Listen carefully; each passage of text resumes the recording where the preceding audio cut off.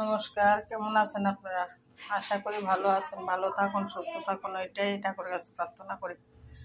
আজকে রান্না করে চলে আসলাম।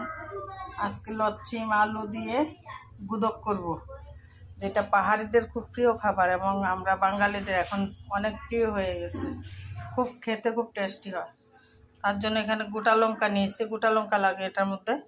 পেঁয়াজ কুচি করে নিয়েছি, শুকনো মাছ যেটা শুটকি বলে কেউ, বেটে নিয়েছি, লঙ্কাও বেটে নিয়েছি। দেখতে থাকুন কীভাবে করি। আর এতে জল দিয়ে দিলাম আধা লিটার।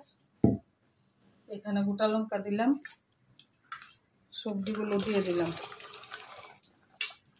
যা যা কেটে নিয়েছি সবগুলো দিয়ে দিলাম, সঙ্গে পেঁয়াজ কুচি দিলাম, নুনটা দিয়ে দিলাম। আর এটা বসিয়ে দিলাম। এবার ডেকে দেবো, ভালো করে সিদ্ধ করে নেব। এটা সিদ্ধ করে নিয়েছি।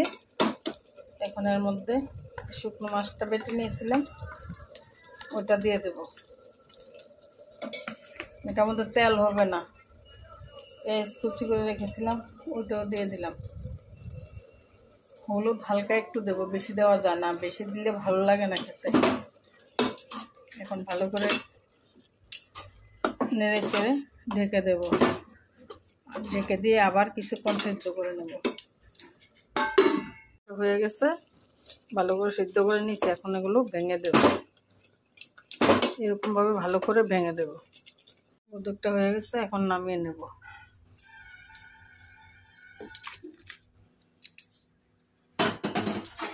আপনি এইভাবে বানাবেন, খাবেন, কমেন্ট করে বলবেন যেটা কাঁচা শীতল এভাবে কেন দিয়েছে।